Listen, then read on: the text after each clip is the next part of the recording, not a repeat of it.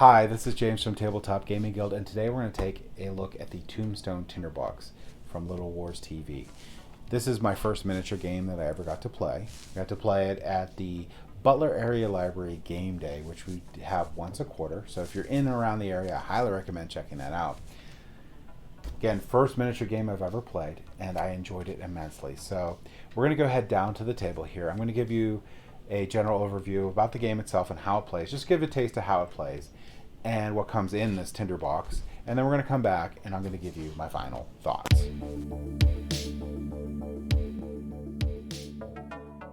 All right, so we're going to take a look at the Tombstone Tinderbox, a Wild West tabletop starter box. And this is going to have everything that you need to play a game of Tombstone. Now, this is the Patreon limited edition box, but the regular one still has everything that you need to play Tombstone. The game's going to come with a rulebook and scenarios, and the rulebook's going to go over basically what comes with the game, quick start guide, a little bit about the character cards, and setting up the scenes, and the Tombstone Tinderbox itself. It's going to go over the campaign, the player briefings, and the key concepts to run the game. And then you're going to go into the different scenarios. So you're going to go over the Earp briefing and then the Cowboy briefing. And then here's your real scenario. So you're going to go murder in the streets. You're going to do justice served. And these all carry over to each other. And you have Earp consequences, Cowboy consequences. You have revenge rendezvous. And you have the epilogue. Now these play pretty quickly. And the player with the most points at the end, who also has legal rights to stay in the area, wins. So really cool 4-setting campaign that comes with this box. Super easy to teach and really fun to play. But one of the best things that comes in here is this is the 2-page rule guide, period, 2-page, big type for each of the players to reference. And there's 2 sheets that come with this game. You can make more, just print them off, it's fine. It goes over the sequence of play and goes over all your different actions and the resolving combat and stuff. So in the game of Ruthless, what you're going to be doing is you're going to be handing out 5 cards to each player. The players are going to play a card from their hand simultaneously, and that is going to determine initiative. The highest card will be the first player, and then so on and so forth. And this is going to be a deck of poker cards. So ace is going to be the highest, where 2 is going to be the lowest. And players will take their 2 actions in initiative order.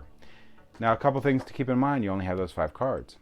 So playing that card has a couple advantages and disadvantages. Advantages: if you play the highest, you'll go first. Disadvantage is you used one of your high cards in the game.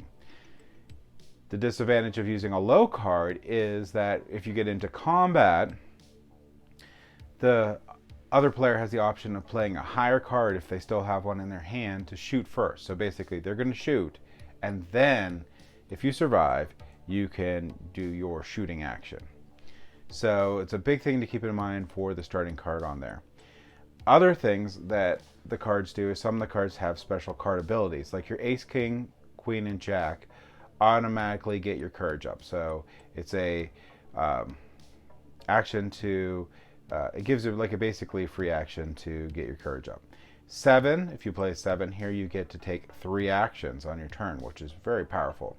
An ace or a 4 will allow you to recover from unconscious. So you didn't get the skull and crossbones yet, which I'll show you in a second.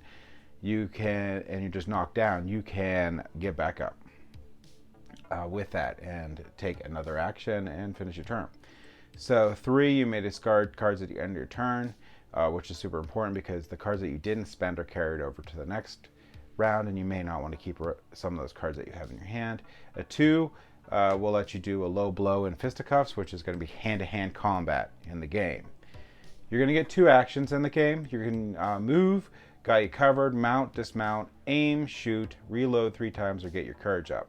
Got Your Covered is a really cool one because Got Your Covered actually defers your shooting action, and you could automatically trigger it when someone comes into range, which is really, really nice. So if they come in line of sight, you could just get the jump on them, which is really cool. Moving, super simple.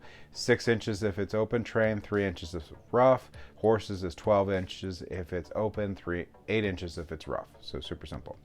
Shooting is also simple on here. You have your ranges for short range is 6 inches, long range is 8 inches.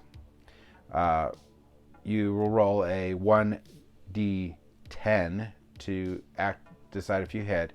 A 6 or better will hit, and there's modifiers on there that can affect that too.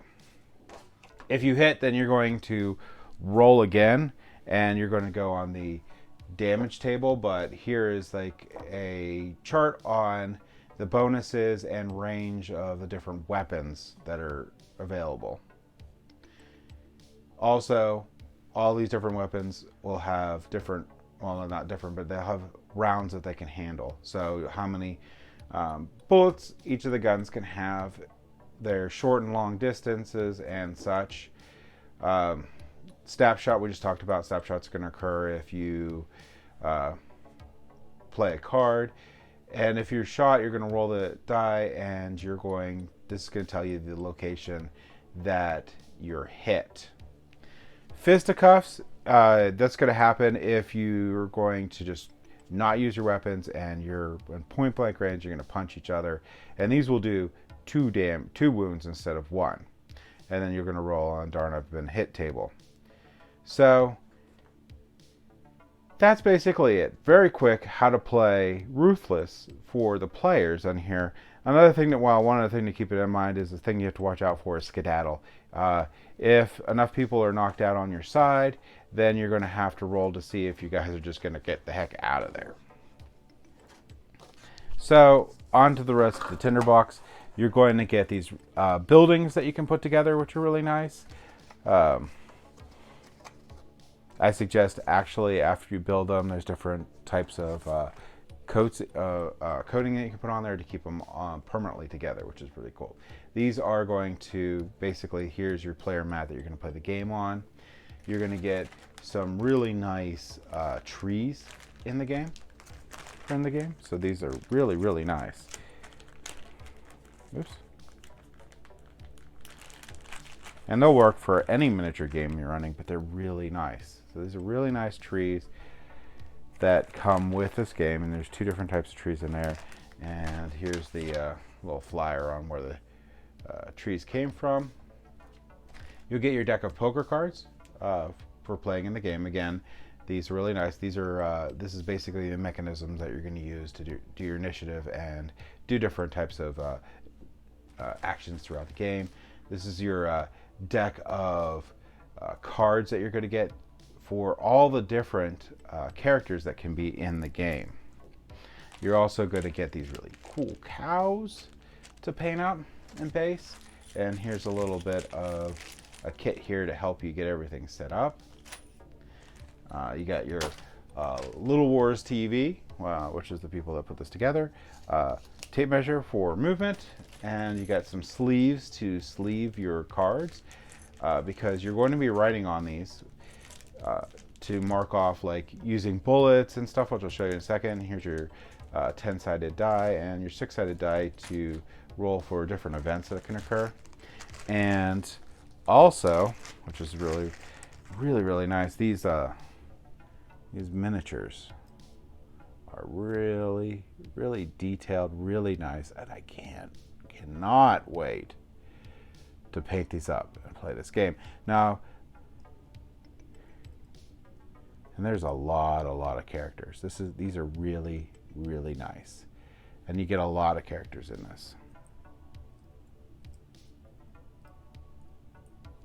Like this one here is really cool because I'll show you here. He's going to fit right on the horse. And then you got your rider, so you can show he's mounted, which is really cool.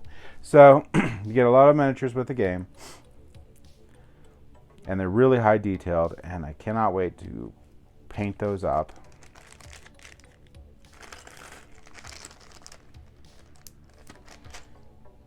Okay, so as you can see, you get a lot of players. And your players here have different abilities that, or detriments that have in here, like this one is nervous, so you get -1 to all shooting rolls, and you get -1 to fisticuffs. This is going to be your ammo track, which you're going to mark off as you go to show you used the bullets and stuff, and you can erase them when you reload. And this shows your wounds. Sorry, you can get 3 wounds to leg, 3 wounds to the arm, 2 wounds to the chest, and 2 severe wounds before you die. Whenever you hit the skull and crossbones for any of these, you'll be down. So when you get a severe wound, you'll be knocked down. But like you said, you could use the ace or the 4 to get back up. Once you get your second severe wound, though, you're gone. So, like I said, there's a lot of characters for this game that you can play, and it's really nice that they have the sleeves here that you can place over top so you can use them like dry erase. You could also probably laminate these if you wanted and make it really cool. So this is the Tinderbox for Tombstone. Let's go ahead back up to the table here and I'll give you my final thoughts on Tombstone. So I had a lot of fun playing this. I really think that this is a great miniatures game. Now, I have never ever played another miniature games on before. I always envisioned miniature games as taking forever, having to spend months and months and months and maybe even a year setting up the miniatures and painting them and getting them all ready. This here plays like scenarios can play in 10 minutes. It's amazing. I had a lot of fun. It was great. You just go in there, you can shoot things up, you can make decisions, you can do all sorts of really cool different things through each of the scenarios. You got to think of what the impact is of what you're doing. Did you want to shoot first? Do you want to take out an herb? Do you want to take out a cowboy? You know, do you want to shoot that unarmed guy? You know, a lot of things to think of. Great production quality on here. I'm looking forward to painting up the miniatures on there. I really like the buildings where the cardboard railings where you can set them up really quick. I'm probably going to do something to coat them to keep them together real nice and neat. And there's other scenarios available for this, all free, that you can print out. I really think that this is a great miniatures game. Again, only miniature game I ever played, but I enjoyed it. And that's all that really matters. I think it's really well done. I think that this Tinderbox, if you get it and you want to try a miniatures game, is a great option. You got everything you need. You can just go and play. And if you love it, you can expand upon it. So that's my thoughts on the Tombstone Tinderbox. Thank you for watching.